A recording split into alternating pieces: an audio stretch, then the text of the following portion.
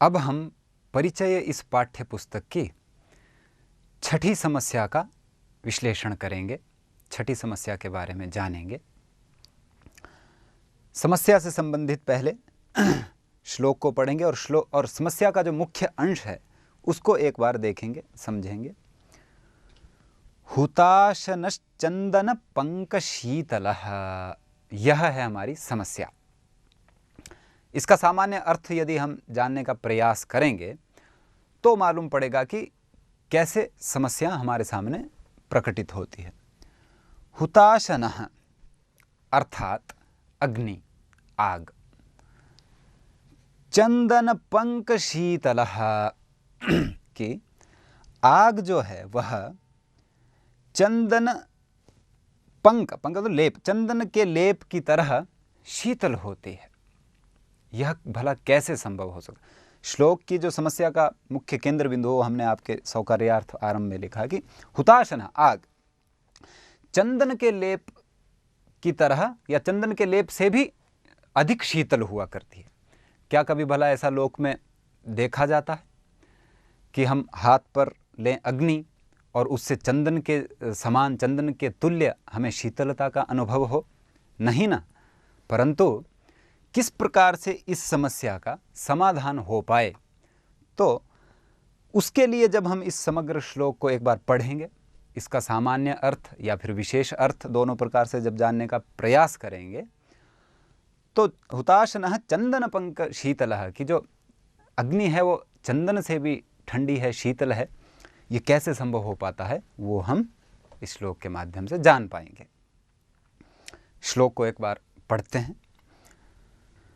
सुतं पतन्तं समवेक्ष्य पावके न बोधयामास पतिं पतिव्रता तदा भवत्तत्पतिभक्तिगौरवात् हुताशनश्चंदन पंकशीतलः।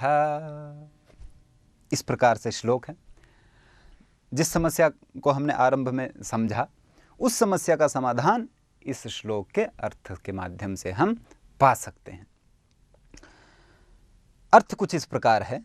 सुतम पतंतम समवेक्ष्य पावके, अर्थात सुतम पुत्रम, अपने बच्चे को, शिशु को, पतंतम गिरते हुए को, गिरते हुए बच्चे को, पतंतम सुतम अर्थात गिरते हुए बच्चे को, समवेक्ष्य पावके, पावके नाम अग्नि में, पावके पतंतम सुतम समवेक्ष्य, समवेक्ष्य अर्थात देख करके।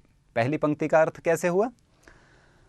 पावके सुतम पतंतम समवेक्ष्य, अग्नि में गिरते हुए पुत्र को देख कर, यह पहली पंक्ति का अर्थ हुआ। न बोधयामास पतिम पतिव्रता, कोई पतिव्रता स्त्री, पतिव्रत धर्म का पालन करने वाली कोई माता, न बोधयामास पतिम, पतिम न बोधयामास, पतिव्रता पतिम न बोधयामास। यहाँ पर कल्पना कुछ इस प्रकार से की जाती है। कवि का कहने का तात्पर्य यह है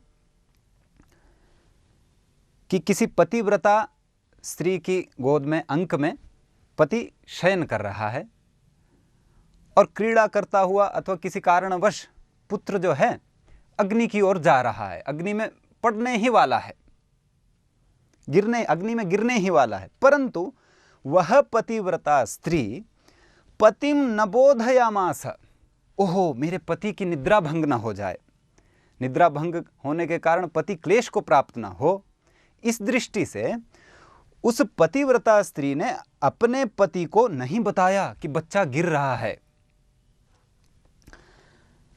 तदा भवत तत्पति भक्ति गौरवात, एक तरफ तो पति धर्म है, दूसरी तरफ प्रिय शिशु के प्राणों को बचाने का भी दायित्व उस पत्नी के अंदर है, फिर भी वो पति को नहीं उठा रही है कि कहीं पति का निद्रा भंग ना हो जाए, इस करके तो पति के प्रति अपनी श्रद्धा और पतिव्रत धर्म की पालना के तप के कारण ही क्या होता है, तदा भवत तत्पति भक्ति गौरव, पति के प्रति जो तत्पति भक्ति गौरवात, उसके पति के प्रति जो भक्ति है उसके गौरवात अर्थात महत्व से, उस महत्व के कारण, उस प्रतिव्रत धर्म की निष्ठा के कारण हुताशनश्चंदन पंकशीतलः,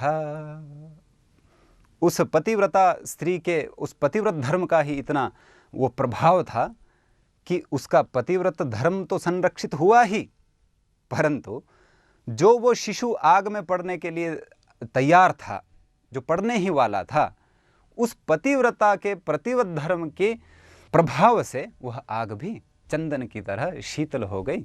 अर्थात वो अग्निदेव भी वहाँ पर समझ गए, अग्निदेव ने भी पतिव्रता की मजबूरी को, पतिव्रता की बाध्यता को समझा और अपना स्वरूप ही बदल डाला, चंदन की तरह वो शीतल हो गए और पतिव्रत धर्म भी संरक्षित रहा और बच्चे को भी आग का कोई असर नहीं हुआ, बच्चा भी जल नहीं पाया।